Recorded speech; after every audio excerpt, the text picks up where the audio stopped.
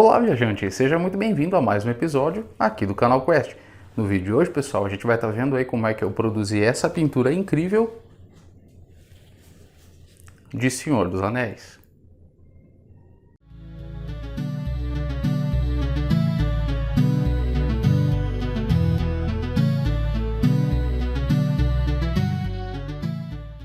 Pessoal, antes da gente seguir no vídeo aí, eu só preciso fazer um disclaimer rápido acerca do vídeo de hoje, que ele vai ser um pouco diferente do habitual. Eu não estava planejando fazer a filmagem do processo de pintura dessa tela. Na verdade, a pintura de telas é um hobby que eu tinha aproximadamente uns 10 anos atrás e acabou que durante a quarentena agora eu tive a oportunidade de voltar a fazer, e eu achei interessante que a primeira cena que eu pintasse ela remetesse a algum dos universos que eu sou apaixonado, e esse embate entre o Gandalf e o Balrog de Morgoth, para mim é uma das cenas mais bonitas de toda a obra, né, do Tolkien em O Senhor dos Anéis, então eu achei que seria interessante pintar ela.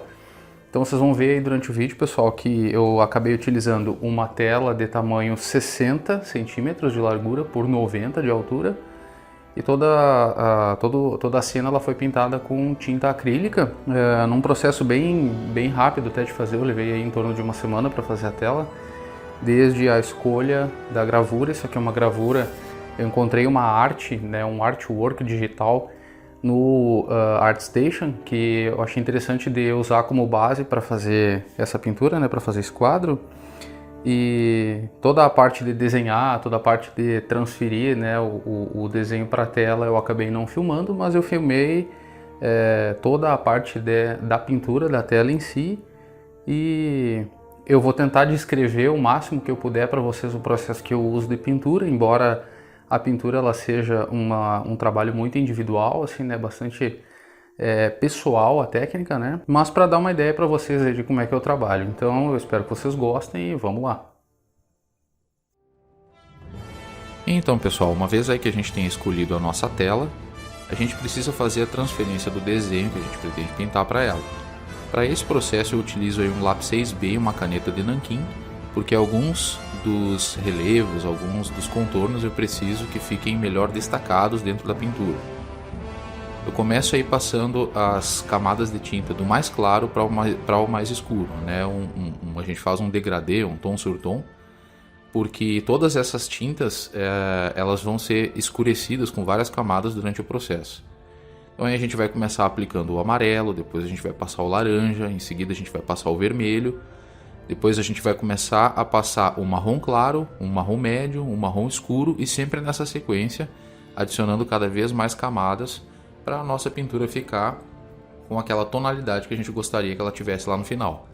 É bem importante que a gente pinte, no caso dessa arte, a parte da iluminação primeiro, né, a parte das chamas ali do Balrog, porque elas são o detalhe da pintura que mais salta aos olhos.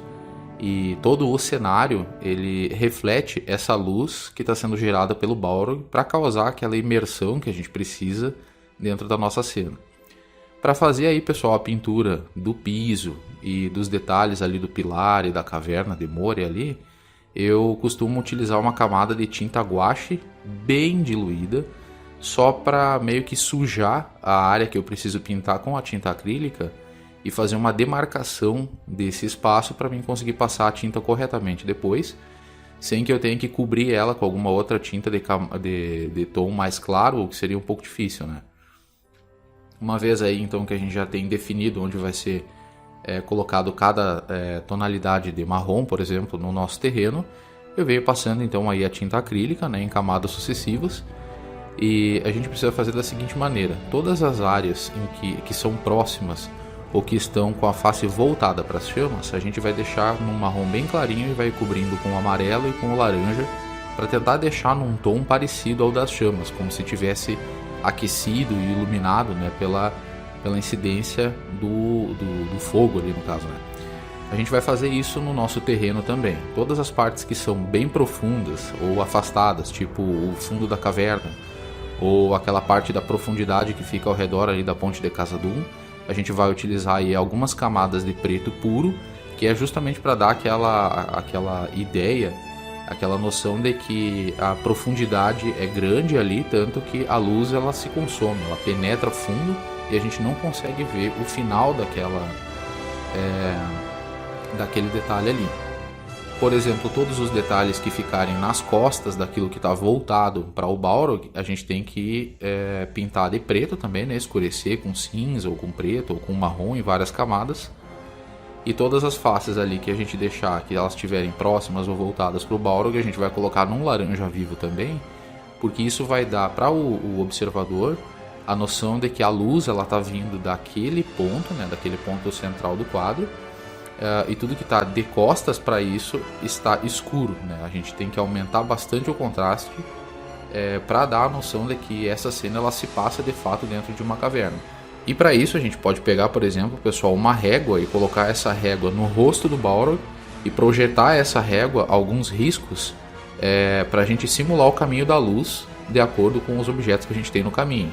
A mesma coisa a gente vai fazer ali no cajado do Gandalf, por exemplo. Ali eu pego uma régua onde ele está gerando a energia defensiva, né, aquele escudo de defesa dele ali, e eu sei que dali eu preciso projetar uma luz branca para ela contrastar com a luz amarela e laranja do Balrog.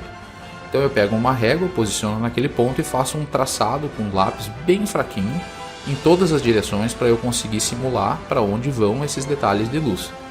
E aí vocês vão ver que isso vai incidir, por exemplo, na roupa dele, onde a gente precisa colocar os tons de cinza e de preto, né, os tons mais escuros, mais pesados, na parte que fica abaixo do cabelo dele, né, e um pouco atrás dele.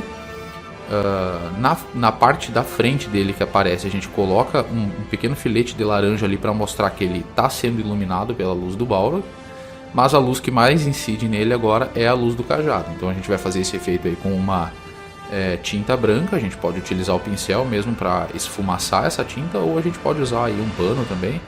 E todos os detalhes que são bem próximos a gente vai colocar uma tinta branca bem forte também, por exemplo ali nas vestes dele, né, e no cabelo, nos braços, para simular que essa iluminação está sendo feita de cima para baixo ali de fato. A mesma coisa na sombra dele, ela vai ficar bem mais forte que a sombra do restante do ambiente. E esse aí foi o resultado, pessoal. Então a nossa tela aí, né, ela pronta. Eu devo ter levado em torno de umas 40 horas corridas para fazer a pintura total dela. E ainda falta eu fazer um acabamento com verniz, o que vai dar uma certa realçada na cor dela ainda, né? E eu pretendo posteriormente construir inclusive a moldura dela como se fosse de pedra, né, para simular as estruturas e a arquitetura das minas de Moria. Isso aí eu vou fazer, de repente, até um vídeo mais pra frente.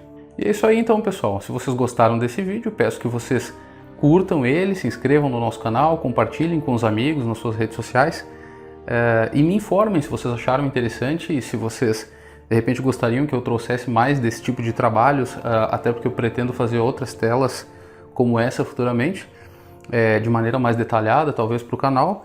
E é isso aí. Eu fico muito feliz de ter trazido esse vídeo aqui para vocês. Um grande abraço, até mais. Tchau, tchau.